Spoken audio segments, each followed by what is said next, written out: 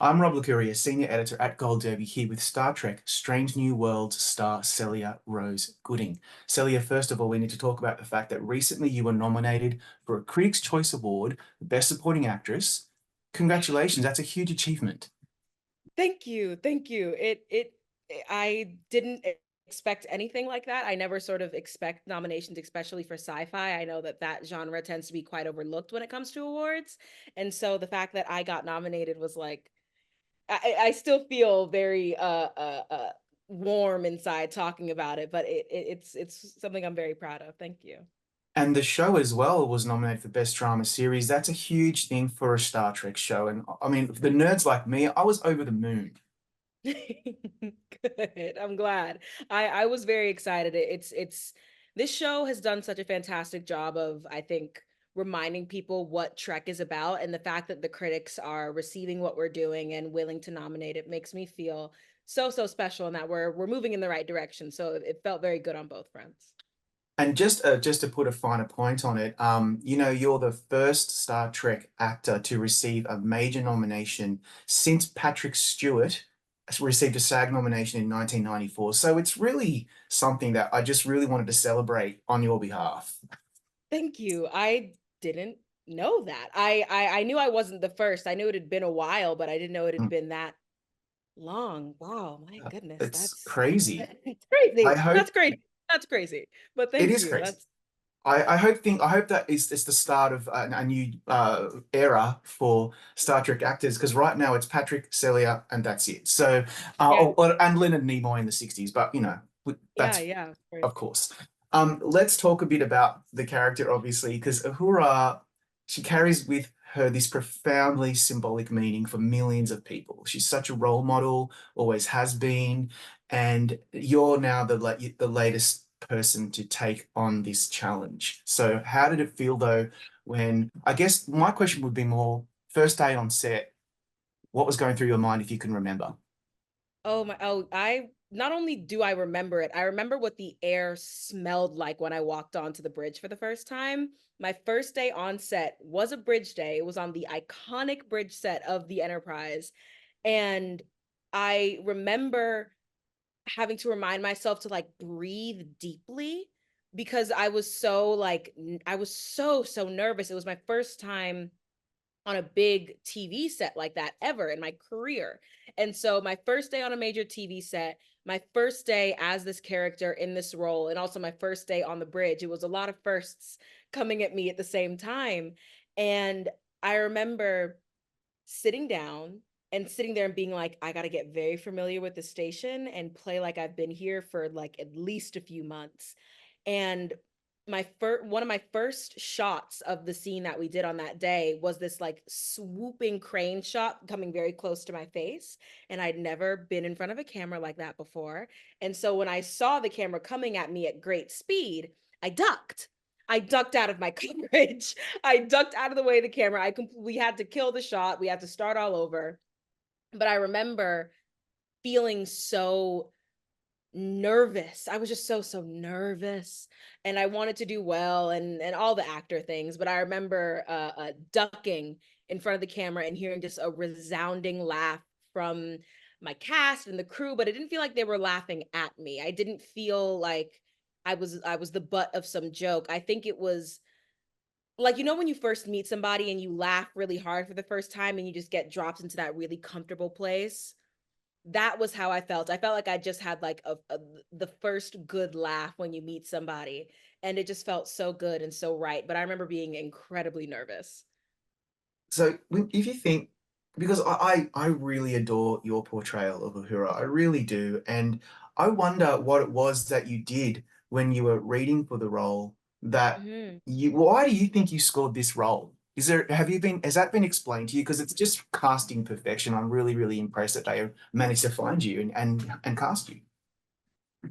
Thank you. That means so much to me.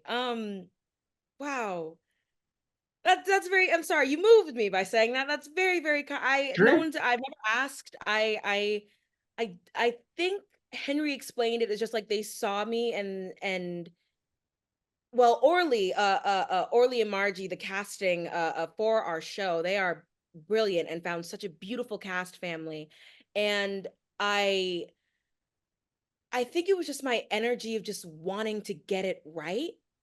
And Uhura has such of that energy of wanting everything to be right, and her to telegraph herself as this like brilliant but open and fearful and honest, and she just had a lot of her early beginnings remind me a lot of myself, of just like somebody who has had a lot of complex trauma and really is trying to like put that to the side in order to be present as this incredibly young person in this like massive machine. Uhura has the Enterprise and the Federation, and I have the entertainment industry and Hollywood and all this like glitz and glam and all that, and I'm very new to that, and Uhura is very new to working on the ship, and it just, I think our stories really met at this beautiful intersection. And so I got to bring a lot of my like natural isms and quirks to this character because it all made sense.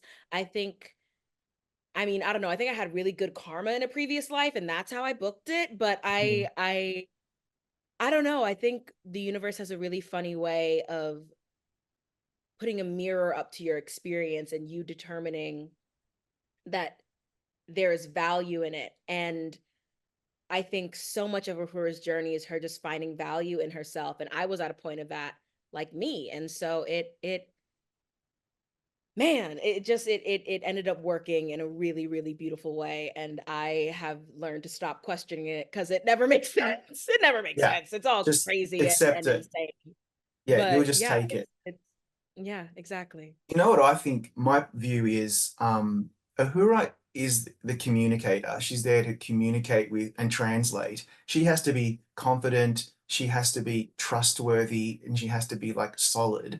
But she's also very new and she's green and young. And so what you're able to do is toggle between those two things really subtly and in a really compelling way. And what I love most is the growth that we've seen for the character over 2 seasons, because by the end of season 2, Uhura is quite different to what she was in the pilot. So talk me through that growth and what you were working on with the writers and the creative team to give us that journey that Uhura has been on so far. Yeah, of course, I'd be happy to. I think I am in a really lucky position in which I know who this character is growing up into. I've studied the material. I've studied Nichelle Nichols. I've studied Zoe Saldana. I really have wonderful lines in which I get to color this character in. I know where her maturity lands. I know where her joy lands. I know where she's going to be. So my job is to just telegraph how she got there. And our writing team is fantastic. I've spent so much time with the writers being like, this is where my brain is. This is what I think would be right for her. These are sort of the journeys I want her to go on. And her growth was something that I really, really wanted to nail because I didn't want to rush it. I didn't want her to look exactly like the Nichelle Nichols, Lieutenant Nyota Uhura that we know and love. I want her to be a little bit unrecognizable at the beginning. I want her to be this person where you're like, hold on, that's where she started as this really confused and raw and nervous place, and the Uhura that we know is very poised and graceful and sharp and witty and just yummy, yummy, yummy, yummy, yummy, yummy. Yeah. And I think her growth had to be gradual. It couldn't have been like one season she's this way and then the next season she's another way, and she, I just really wanted it to be really, really paced out and really, really fleshed out. My dream is that we have 10 seasons of this show and that each season we get closer and closer to the Uhura that we know. And I think the musical episode was a real turning point for her in her character journey. I think that is when she reminds me the most of the person she's going to grow into. And that is someone who has not only accepted their fate and accepted their position as the communications officer, but somebody who is finding joy in that moment and someone who takes great pride and glee in being able to connect people. I think there's something so magical and important about the ability to connect. We as human beings are community-based creatures, and Uhura, she like has that lightning bulb moment of like, oh, this is what I'm meant to be doing. This is my job. Like that, this is what I do. It is my destiny to be a part of something like this. And it was really, really intentional working with the writers of like, this would an older Uhura wouldn't make this choice. A wiser Uhura wouldn't make this choice. A more a more seasoned Uhura wouldn't make this choice, but she's young and she's making mistakes and she's just I love her. I love her very much and I could talk about her forever. I can But imagine.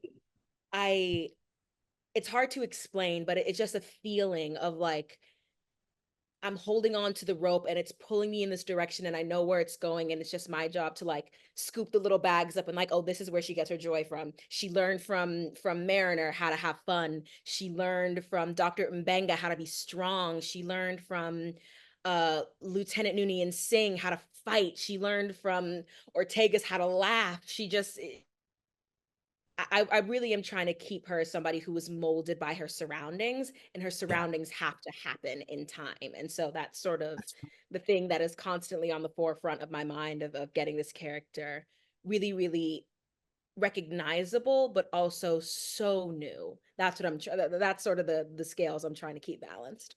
Yeah, and that is so relatable because every brilliant person didn't start that way. And I want Yeah. so desperately to see the trajectory of all of these amazing characters, and particularly Uhura. When you get a Hmm. musical episode, Subspace Rhapsody, like, were you just rubbing your, I mean, your background, you're a Tony nominated performer. This is just your wheelhouse. And so how much fun was that for you? I felt like the angels had like parted the clouds and there was this like golden nugget of opportunity that was laid into my hands. At first, I thought it was a joke. At first, I was like, when I heard about it, I was like, oh, y'all are being really funny, telling the musical girl that we're gonna do a musical episode in Star Trek, something that's never happened before. Ha ha he he.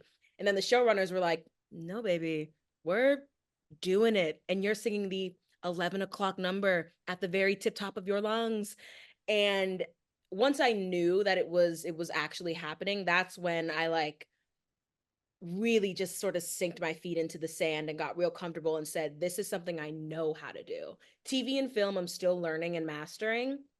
I don't think I've mastered theater by any stretch of the word, but I'm definitely more comfortable in that space. That's where I started, that's where my heart is. And to have an opportunity to like not consult by any means, but just like add my 2 cents of like, this is what I think makes a musical beautiful. This is what I think makes a musical powerful. This is what like the group number at the end, Uhura describes it as the culmination of all of our work. And there's so much, again, going back to how humans are community-based creatures. I musicals are so they require community.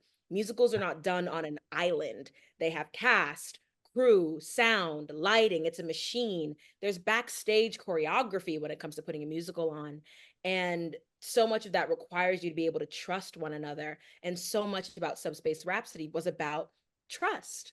It was about trusting your fellow crewmate. It was about trusting yourself. It was about trusting Uhura and really relying on her and leaning on her to sort of save the day as she does. It was such a meal for me. I felt so spoiled. I feel so spoiled every time I walk on set. I really am so taken care of. And the fact that I got to do a musical episode and like sort of like show off my stuff a little bit on this in this space that I only want to do right by. I'm a real lucky person, Robert. I'm really, really lucky. And it doesn't, I never forget it. And I hope I never do. But sometimes I'll think back and I'll remind myself that we actually did a musical episode. It, it's nuts. It's so It is nuts. silly. I love It's it. I'm crazy. the luckiest person in the world.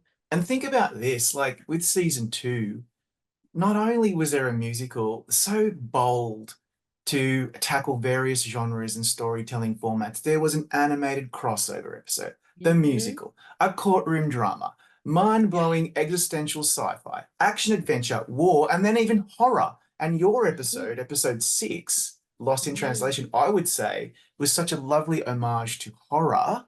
What, and you really get to shine in that one. Glad. That is brilliant. What did you think about Lost in Translation? I was so intimidated when I heard that I was going to be doing a horror-based episode. Truthfully, I'm being so like brutally honest here. I was terrified. I'm not a huge horror movie fan. I'm a very anxious person, and so I do not turn to anxiety-inducing entertainment. I love trashy reality TV. Like that's where I live. And so when I heard that we were going to do a horror episode and I heard the subtext, well, when I heard the text of what she was going to be haunted by, that's when I was like, oh dear, okay, this is not only like in genre, it's horror. It's Uhura is horrified. She's terrified. This is a traumatic experience we're witnessing for this young girl. And Dan Liu, our director, he was so honest with me about where horror lives because he does a lot of horror based work. I do not. I'm very like musical theater, sunshine and tap shoes. And I remember looking to Dan and being like, is this right? Is this okay? Like is this too am I looking too scared? Like I really leaned on him because not only is Uhura being haunted by the ghosts of her loved ones, she's also being haunted by her own fear of not doing good enough, of not Yeah. being enough for this space, of being invaluable or useless. She's haunted by that. Her she just because I know her, because I play her and sort of am her kind of a Mhm. little bit. I know where that fear lives and it lives in a very real place. And having an opportunity to sort of forget that a camera is there and just really ruminate and fixate on all of what she's dealing with cerebrally, I think it I don't know. I haven't watched that episode in full, to be totally honest, just because it moves me so powerfully. And I hear great things about it, so I'm glad it works. It's But good. I am so much of how I approach this is still with my theater brain. And with theater, there's no camera right in front of you. And so it was very dramatic, and I'm glad horror is a type of genre where you can really pull those dramatic punches. Um, but yeah, I was really, really intimidated to hear that we were doing a horror episode. But again, the writers and our director and the whole team really they make me feel so comfortable and so protected and so acknowledged and so safe that I get to try new things and really just do things I've never done before, and it worked. It's I will say it 1,000 times. I am one of the luckiest people in TV. I feel it so strongly. I really, really do. And often when I'm talking to actors, I like to pinpoint a particular moment where I it resonated with me. Yes, please And tell me. for Uhura, it was in Mhm. this episode when the way she reacts to seeing that video of Hema, like it just made me think she's so gentle, she's so empathetic, I and could cry she's right now. also, yeah, and she's dealing with pain. And that was the moment for me where I was like, Celia Rose Gooding, you just effing nailed it. Beautiful. I wish you knew how much that means to me. I'm an actor, and as much as actors like to admit that they don't want to hear how they did, I love. You. Oh, you just made my day. I'm so glad. You've used a word that I've never really used for Uhura, but I'm gonna use it a lot. So every time you hear me say it, you say I taught her that. But she is so gentle. Yeah. She's so gentle and soft and especially in that episode she is so like, these are my organs, they are open to the air, like see them, know them, feel them. She really is a gentle little soul, that sweet sweet baby. It's very interesting to hear myself talk about Uhura like I do know her, but I don't know her, but I also am her. Being an actor is a crazy job. We do Yeah, crazy things for that's a living. yeah. But she is a sweet, sweet, gentle little girl. Yeah. You And you taught me have something today about a character. You taught me something today about a character that I've heard. You're wow, absolutely that means the world to me that we're able to connect as the Oh, human good word. beings. Good word. Hey, there you go. My final thought, really, because we've run out of time, is that Oh, you yeah. just wrapped on season 3. You can't tell Mhm. us anything because Paramount Plus will get annoyed. They But will. really, in a very short a few words, what do you think about season 3? Because I reckon it's going to blow our socks off, but that just seems like I, obvious. I think so too. I think season 3. Okay. Poker face, Celia. Come on. Come on. Okay. Season 3 is an incredibly exciting season of Star Trek material. I think just when you think we cannot top ourselves, just when you think that we've tried everything, that's when we pull something new out of the magic hat. This season, it's just good TV. It's good TV, Robert. It's real good TV. It's good TV. It's good. I like it. I get to try new things. We're making Uhura more recognizable every season. I think there are pieces of her that real long time fans will be like, "Oh, duh, of course." And people who are just getting to know her will see a side of her that I don't think we've seen before.